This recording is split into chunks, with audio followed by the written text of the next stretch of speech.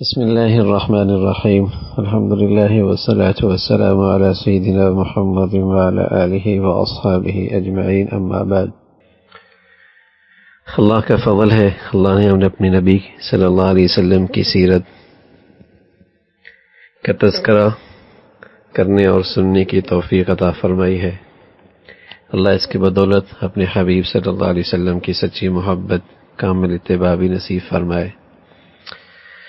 غزوہ احد کے بعد متعلق اللہ کے نبی صلی اللہ علیہ وسلم کی زندگی کے مختلف پہلوؤں کا تذکرہ تھا۔ اس غزوے میں ہمارے لیے ایک بہت بڑی رہنمائی ہے کہ اطاعت اور پھر امیر کی اطاعت میں کوتاہی اور پھر اس کے نتائج۔ جتنی دیر مسلمان اور دشمنوں کے درمیان جنگ کا سلسلہ رہا، تو اگر اس میں ہم غور کریں تو ہم اس پوری جنگ کے سلسلے کو دو حصوں میں تقسیم کر سکتے ہیں۔ پہلا حصہ، اس میں مسلمان انہی جگہوں پہ جمے رہے جہاں انہیں کہا گیا تھا، اور انہی ہدایت پر اہتمام سے پابندی کرتے رہے جو انہیں اپنے سپہ سالار پیارے رسول صلی اللہ علیہ وسلم کی جانب سے ملی تھی۔ اس کا نتیجہ کیا ہوا؟ فتح کامرانی نے مسلمانوں کے قدم چومے، مشروں کے حصے میں شکست، ہزیمت آئی، 3000 جنگجوؤں کے دلوں پر رعب طاری ہو گیا، ان کے قدم اکھڑ گئے، وہ پیٹ پھیر کر بھاگنے لگے۔ اس حصے پر قرآن نے یوں تبصرہ کیا: وَلَقَدْ صَدَقَكُمُ اللَّهُ وَعْدَهُ إِذْ تَحُسُّونَهُم بِإِذْنِهِ، اللہ نے تائید اور نصرت کا جو وعدہ تم سے کیا تھا اس نے پورا کر دیا۔ ابتدا میں اس حکم سے تم ہی ان کو قتل کر رہے تھے۔ پھر جنگ کا دوسرا مرحلہ شروع ہوا، اس میں مسلمان مشرکین کا پیچھا کرنے لگے تاکہ ان کے پاس جو کچھ ملے اس پر قبضہ کر لے اور مال غنیمت حاصل کر لے۔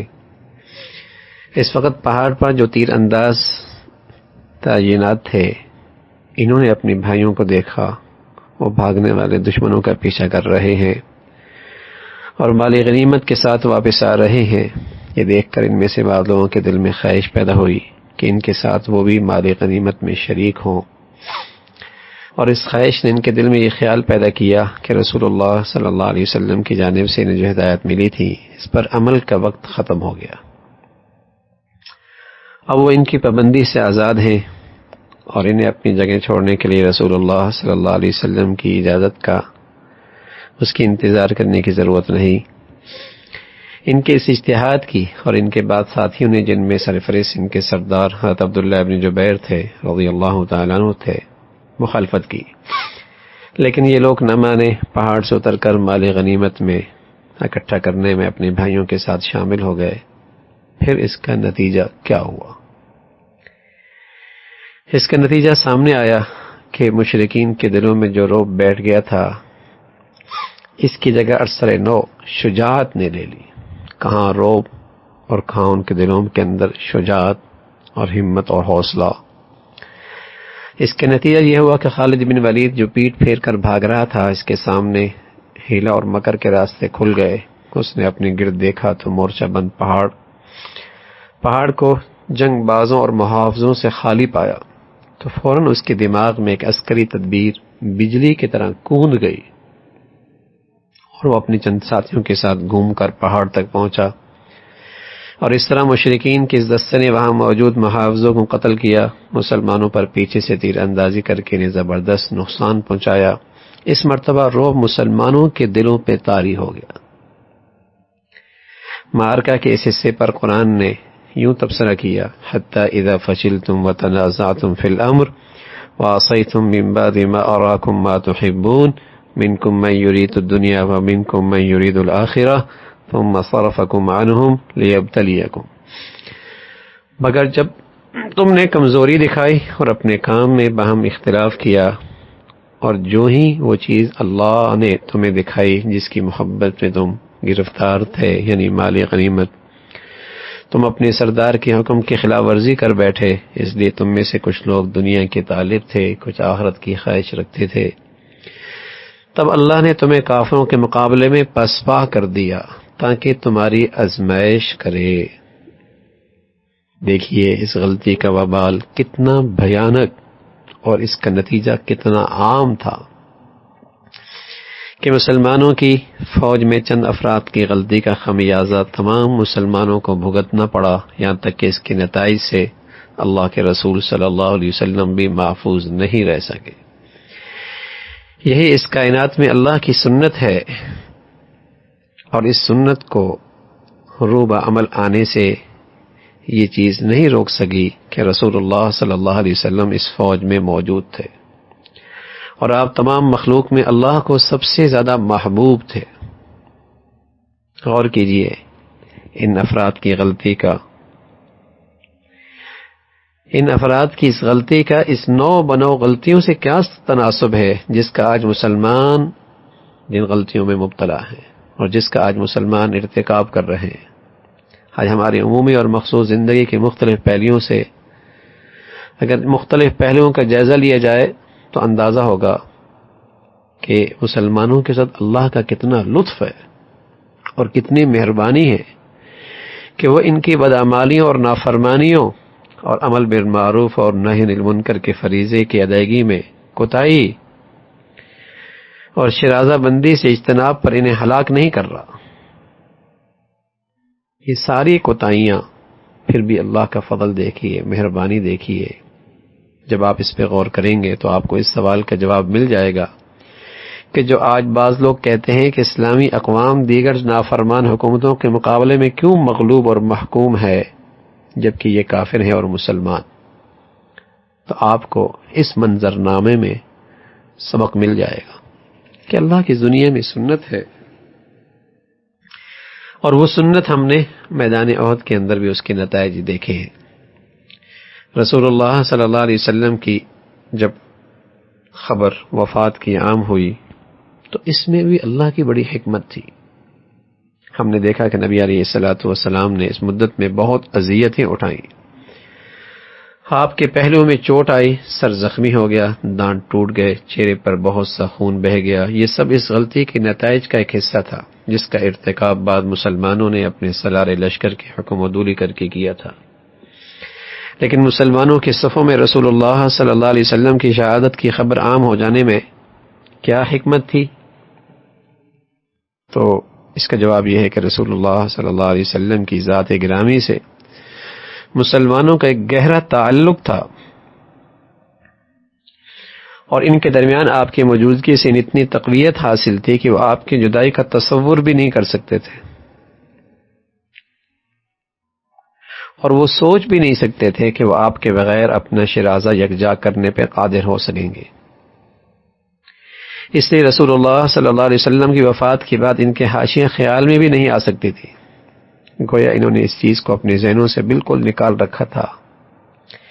اس میں شک نہیں کہ حضرت صلی اللہ علیہ وسلم کی واقعی وفات کی خبر پر وہ اپنی غفلت سے بیدار ہوتے تو ان کا کلیجہ پھٹ جاتا اور ان کی ایمان کی بنیاد ہل جاتی، بلکہ بہت سے لوگوں کے دلوں سے ایمان ہی کا خاتمہ ہو جاتا۔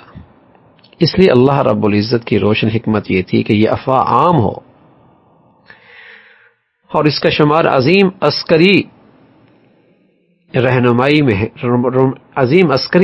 کا ایک حصہ ہے کہ مسلمانوں کو یہ سبق ملے اور اس مسلمان اس حقیقت کا صحیح طور پہ ادراک کر لے اور ان کے دلوں میں یہ بات بیٹھ جائے کہ جب رسول اللہ صلی اللہ علیہ وسلم ان میں نہ ہو تب بھی انہوں نے اللہ کی خاطر میدان جنگ نہیں چھوڑنا۔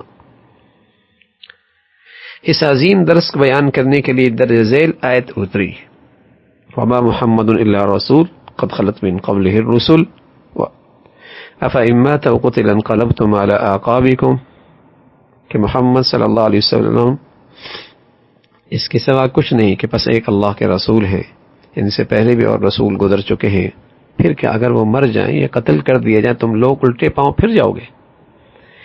یاد رکھو جو الٹا پھرے گا وہ اللہ کا کچھ نقصان نہ کرے گا۔ البتہ جو اللہ کے شکر گزار بندے بن کر رہیں گے انہیں اس کی جزا اللہ عطا فرمائیں گے۔ تو یہ ایک ذہن سازی تھی، اور آپ علیہ الصلاۃ والسلام نے دنیا سے جانا تھا، اس کے لیے ایک تیاری اور ایک تربیت تھی۔ اس میں بھی اللہ کی بڑی حکمت تھی کہ آپ کے جانے کے بعد مسلمان ایمان پہ استقامت رہیں، میدان جہاد پر استقامت کا مظاہرہ کریں۔ تو اس دن احد کے دن یہ افواہ اور پھر اس آیت کا نازل ہونا مسلمانوں کو بیدار کرنا تھا اور انہیں اس حقیقت کا احساس دلانا تھا۔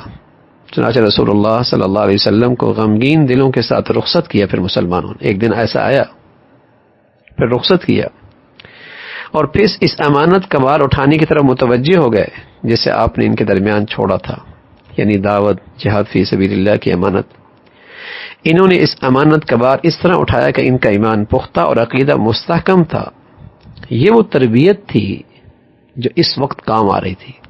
حضور علیہ الصلوۃ والسلام جب دنیا سے تشریف لے گئے تو میدان احد کی وہ تربیت، وہ ذہن سازی اس گھڑی کام آ رہی تھی۔ رسول اللہ صلی اللہ علیہ وسلم پر جار نثاری کا سرچشمہ کیا تھا کہ 1 2 3 شہید بھی ہو رہا ہے، لیکن آپ کے لیے ڈھال بنی ہوئی ہے، سینے پہ تیر کھا رہا ہے، اور تیر پھر تیر اپنے جسموں پہ کھائے جا رہا ہے، لیکن آپ کی حفاظت کر رہا ہے۔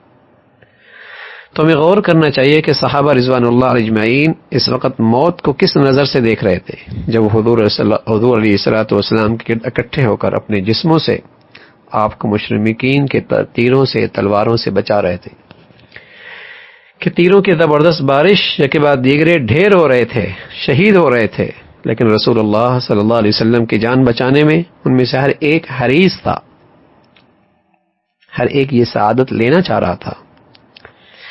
اس کے علاوہ انہیں کس چیز کی پرواہ نہیں تھی۔ اس عجیب و غریب قربانی کا سرچشمہ کیا تھا؟ کیا چیز تھی کہ آج موت ان کے لیے آسان ہو گئی، لذیذ ہو گئی، میٹھی ہو گئی؟ اس کا سرچشمہ اولاً اللہ اور اللہ کے رسول پر ایمان، اور دوسری چیز رسول اللہ صلی اللہ علیہ وسلم سے سچی محبت۔ دونوں چیزیں اس عجیب و غریب اور حیرت انگیز قربانی کا سبب تھی۔ مسلمانوں کو بیک وقت ان دونوں چیزوں کی ضرورت، ایمان بھی اور محبت بھی۔ جن چیزوں پر ایمان عقیدے کا جز ہے، ان پر ایمان کا کوئی مسلمان اس وقت تک دعویٰ صحیح طور پہ نہیں کر سکتا، اور اس کا دعویٰ قابل قبول نہیں ہے جب تک کہ اللہ اور اللہ کے رسول کی محبت سے اس کا دل لبریز نہ ہو۔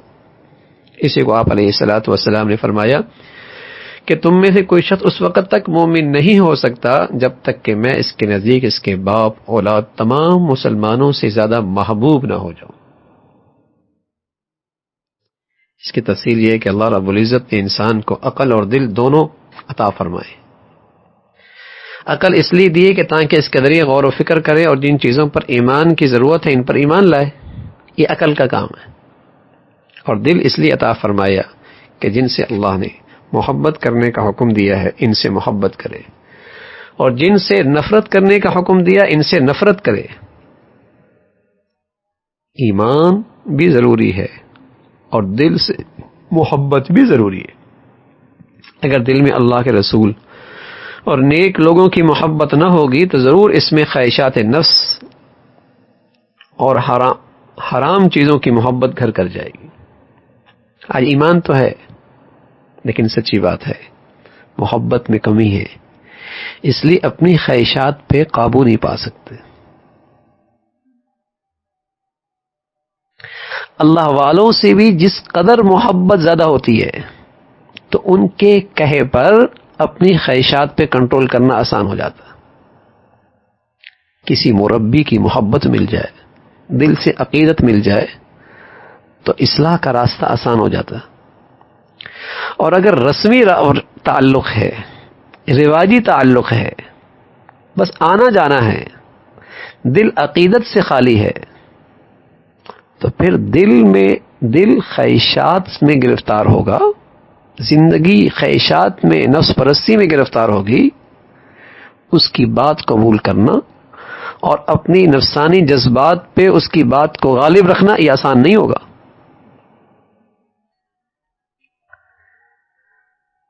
تو جب اللہ اور اللہ کے رسول کی محبت ہو، اللہ والوں کی محبت ہو، اللہ کے نیک لوگوں کی محبت ہو، تو پھر آدمی اپنے نفسانی خواہشات پہ قابو پا سکتا ہے. اور اگر دل اللہ اور اللہ کے رسول اور اللہ کے نیک بندوں کی محبت سے خالی ہوگا تو پھر اس دل میں محبت ہوگی نفسانی خواہشات کی. اور اگر دل میں خواہشات نفس کی محبت پیدا ہو گئی تو صرف عقیدہ انسان کو قربانی اور جان نثاری کے لیے ہرگز آمادہ نہیں کر سکتا. صرف عقیدہ کافی نہیں ہے، صرف عقیدہ کافی نہیں ہے. عقیدے کے ساتھ جب تک یہ محبت نہیں آئے گی، جان نثاری نہیں آئے گی، قربانی نہیں آئے گی، قربانی نہیں آئے گی. ہمیں استاد اپنے بتایا کرتے تھے کہ ایک دور تھا کہ طالب علم جب استاد سے پڑھ چکا ہوتا اور ادارے سے فاضل ہو چکا ہوتا، اسے اپنے استاد کی اتنی عقیدت اور محبت تھی، جہاں اسے کہہ دیا یہاں بیٹھ جاؤ، زندگی بھر اللہ کی دین کی خدمت کے لیے مجال ہے، وہاں سے اٹھتا، ساری زندگی لگا دیتا. اب یہ اپنی خواہشات کو قربان کر دینا اور اتنی بڑی بات اور اسے قبول کر لینا، اس لیے کہ وہاں عقیدت ہوتی تھی، محبت ہوتی تھی. تو رسول اللہ صلی اللہ علیہ وسلم کی محبت ہو تو پھر یہ جان نثاری کا یہ منظر آپ کو نظر آ رہا. رسول اللہ صلی اللہ علیہ وسلم پر ایمان بھی ہے اور محبت بھی ہے، پھر آپ کو یہ قربانی نظر آ رہی. تو قربانی اور جان نثاری کے لیے عقیدے کے ساتھ ساتھ محبت بھی ضروری ہے، عقیدت بھی ضروری ہے، یہ ضروری ہے. تو یہی بنیادی بات ہے، یہ محبت، بلکہ یہ عشق جو حضرات صحابوں کے دلوں میں موجود تھا، اسی بنا پر انہوں نے اپنے سینے رسول اللہ صلی اللہ علیہ وسلم کی حفاظت کے لیے پیش کیے ہوئے تھے اور آپ کی جان بچانے کے لیے موت کو گلے لگا رہے تھے. غزوہ احد میں ایسے کتنے دل آویز مناظر سامنے آئے جن کے ذریعے واضح ہوا کہ جب یہ محبت کسی دل میں جاگزی ہوتی ہے تو پھر اس کے ثمرات کیا ہوتے ہیں، پھر وہاں جان نثاری کیسی ہوتی ہے، وہاں پھر قربانی کیسی ہوتی ہے. تو یہ منظر ہمیں میدان احد میں نظر آیا. ابن ہشام کی روایت ہے کہ رسول اللہ صلی اللہ علیہ وسلم نے غزوہ احد کے بعد اپنے صحابہ سے فرمایا، کون یہ دیکھ کر آیا کہ سعد ابن ربیع کا کیا حال ہے رضی اللہ تعالیٰ عنہ، وہ زندوں میں ہے یا مردوں میں؟ ایک انصاری نے عرض کیا، اللہ کے رسول میں دیکھ کر آتا ہوں. انہوں نے جا کر دیکھا تو انہیں مقتولین کے درمیان شدید زخمی حالت میں حضرت سعد ابن ربیع نظر آئے. جان، سانس، آخری سانس تھے. انہوں نے سعد کو مخاطب کر کے کہا، اللہ کے رسول نے مجھے دیکھنے کے لیے بھیجا ہے کہ آپ زندوں میں ہیں یا مردوں میں ہیں؟ سعد نے فرمایا تو مردوں میں ہوں. رسول اللہ صلی اللہ علیہ وسلم کی خدمت میں میرا سلام پہنچانا اور ان سے کہنا کہ سعد آپ کی خدمت میں یہ عرض کر رہے ہیں کہ اللہ آپ کو ہماری طرف سے بہترین بدلہ دے. اللہ اکبر. زخموں سے چور ہیں، تیروں کے نشان ہیں، نیزوں کے نشان ہیں، دنیا کی زندگی ختم ہو رہی ہے اور سب اللہ کے حبیب کی خاطر، اللہ کے دین کی خاطر، نبی کی شریعت کی خاطر یاد جان نثاری ہے. لیکن شکر گزاری ہے کہ ہمیں آپ کے لیے یہ سعادت ملی، ہماری قربانی اللہ کے ہاں قبول ہو گئی. آپ ہماری طرف سے اللہ کے نبی کی اس خدمت میں یہ عرض کر دینا کہ اللہ آپ کو ہماری طرف سے اچھا بدلہ دے، ویسے جیسا وہ کسی نبی کو اپنی امت کی طرف سے دے سکتا ہے. اور میری قوم کو میرا سلام پہنچانا اور ان سے کہنا، سعد نے تم لوگوں سے کہا ہے اگر دشمن تمہارے نبی تک پہنچ گئے اور اس حال میں کہ تمہاری میں سے کسی ایک بھی آنکھ بھڑکتی ہو تو اللہ کی بارگاہ میں تمہارا کوئی عذر قبول نہیں ہوگا. سبحان اللہ. جاتے جاتے ہوئے بھی وہ محبت، وہ عقیدت کیا پیغام دلوا رہی ہے کہ اپنے محبوب کی حفاظت کرنا. انصاری صحابی کا بیان ہے، یہ کہتے ہوئے اس کی روح پرواز کر گئی.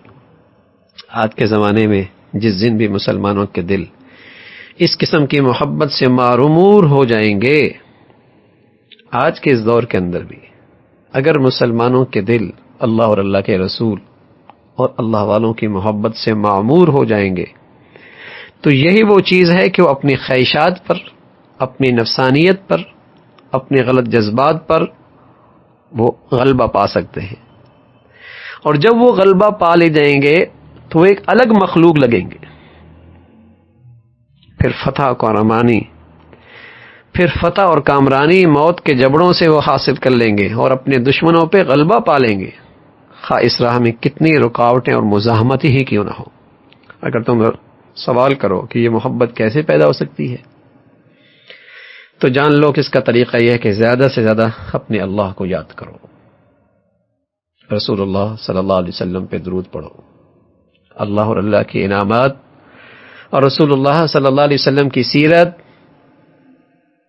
اخلاق، اسے پڑھو، تصور کرو اللہ کے انعامات کا.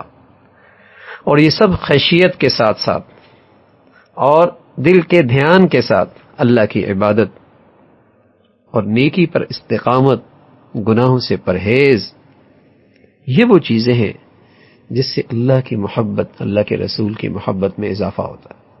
اللہ ہمیں نصیب فرما دے. پھر ہمیں اسی غزوہ میں بات نظر آئی کہ شہید کو غسل نہیں دیا جاتا، اس کی جنازہ نہیں پڑھا جاتا. اللہ کے نبی صلی اللہ علیہ وسلم نے اسی انداز سے شہداء کو قبر میں اتارا. مسلمانوں کی شکست فتح سے کیسے بدل گئی؟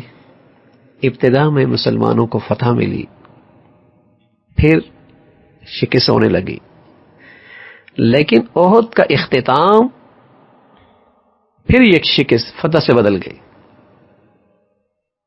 جب رسول اللہ صلی اللہ علیہ وسلم کے اس اقدام پر غور کرتے ہیں کہ آپ نے مدینہ واپسی کے فوراً بعد مشرکین کا پیچھا کرنے کے لیے صحابہ کو دوبارہ نکلنے کا حکم دیا تو ہمارے سامنے معرکہ احد کا درس پوری طرح واضح ہو جاتا ہے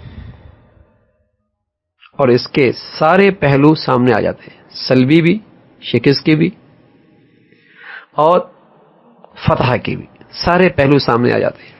اور یہ چیز بالکل واضح ہو کے سامنے آتی ہے اور اس میں بالکل وہم کی بالکل گنجائش نہیں کہ فتح اور کامرانی ہمیشہ صبر اور صالح قائد کی احکام کی تعمیل میں اور خالص دینی مقصد کو پیش نظر رکھنے سے حاصل ہوتی.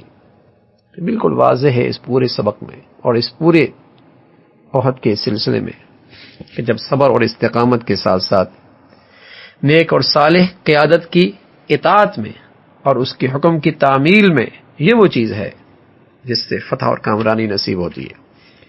ہم نے دیکھا کہ نبی علیہ الصلوۃ والسلام جو ہی لوگوں میں دشمن کا پیچھا کرنے کے لیے دوبارہ نکلے کا اعلان کیا تو فوراً وہ لوگ جو گزشتہ آپ کے ساتھ تھے اکٹھے ہو گئے، باوجود کہ وہ مجروح بھی تھے، زخموں سے چور بھی تھے.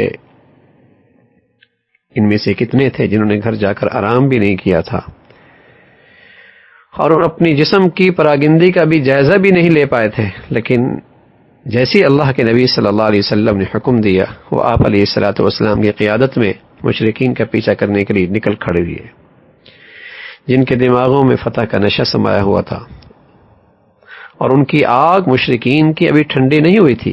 اس مرتبہ اس لشکر میں جو اللہ کے نبی صلی اللہ علیہ وسلم کی قیادت میں دوبارہ نکلا، ایسا کوئی شخص نہیں تھا جس کے دل میں مالی غنیمت کی طمع ہو یا کوئی دوسری دنیاوی غرض موجود ہو، بلکہ سبھی لوگ خون آلود، زخموں سے چور، فتح کی آرزو لیے اللہ کی راہ میں شہادت کے متمنی آپ کے ساتھ نکل کھڑی ہوئی.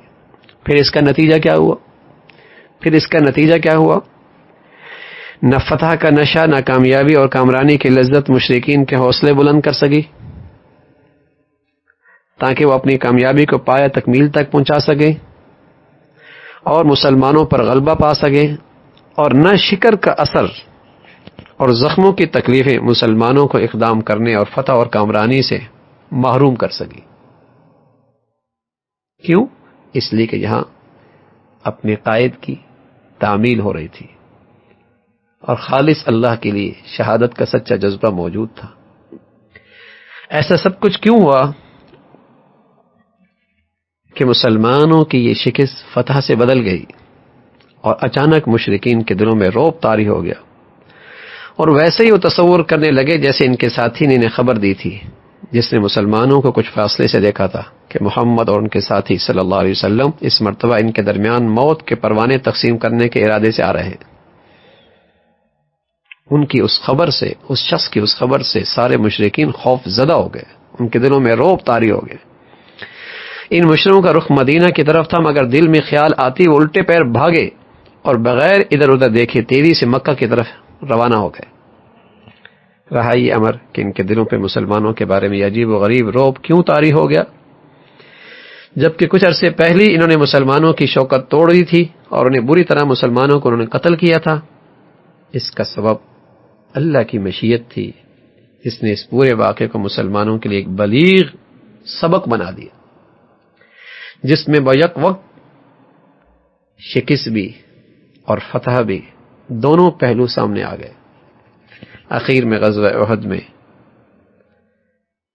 اس غزوے کی تکمیل کے لیے قرآن کی یہ آیت نازل ہوئی، الذین استجابوا للہ والرسول من بعد ما اصابهم القرح للذین احسنوا منهم واتقوا اجر عظیم الذین قال لهم الناس ان الناس قد جمعوا لكم فاخشوهم فزادهم ایمانا وقالوا حسبنا الله ونعم الوکیل فانقلبوا بنعمة من الله وفضل لم يمسسهم سوء واتبعوا رضوان الله والله ذو فضل عظیم۔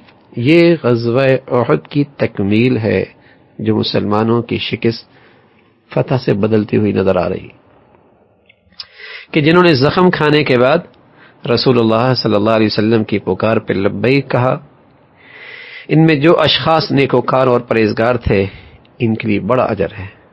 جن سے لوگوں نے کہا تمہارے خلاف بڑی فوجیں جمع ہوئی ہیں، ان سے ڈرو، مسلمانوں کو پہلے ڈرایا گیا تو یہ سن کر ان کا ایمان اور بڑھ گیا، اور انہوں نے جواب دیا ہمارے لیے اللہ کافی ہے اور وہی بہترین کارساز ہے۔ آخر کار وہ اللہ کی نعمت اور فضل کے ساتھ پلٹ آئے، ان کو کسی قسم کا ضرر بھی نہ پہنچا اور اللہ کی رضا پہ چلنے کا شرف بھی انہیں حاصل ہو گیا۔ اللہ بڑا فضل فرمانے والا ہے۔ یہ مسلمانوں کی وہ شکست فتح سے بدلی ہے، اور اس میں ایک بڑا سبق ہے کہ ہمیشہ شیطانی قوتیں الذین قال لهم الناس ان الناس قد جمعوا لكم فاخشوهم، شیطانی قوتیں کفر کی طاقت سے مسلمانوں کو ڈراتی ہیں۔ شیطانی قوتیں کفر کے وسائل، طاقت، ان کے مادی نقشوں سے مسلمانوں کے دلوں کو خوف زدہ کرتی ہیں، لیکن اللہ ایمان کی حقیقت نصیب فرما دے تو آدمی مسلمان ڈرتا نہیں ہے بلکہ اس کا ایمان بڑھ جاتا ہے۔ یہ ہے ایمان والوں کی نشانی کہ ان کا تو ایمان بڑھ جاتا ہے، ان کا اللہ کی ذات پہ اعتماد اور بھروسہ بڑھ جاتا ہے۔ تو یہ ایک پورا درس ہے اور ایک پوری نصیحت ہے غزوہ احد میں، جو مسلمانوں کو اپنی پوری زندگی میں رہنمائی پیش کر رہی ہے۔ اللہ رب العزت ہمیں اپنی نبی کی سیرت سے قدم قدم پہ رہنمائی لینے کی توفیق نصیب فرما دے۔ سبحانک اللہم بحمدک، نشہد ان لا الہ الا اللہ، نستغفرک ونتوب الیک۔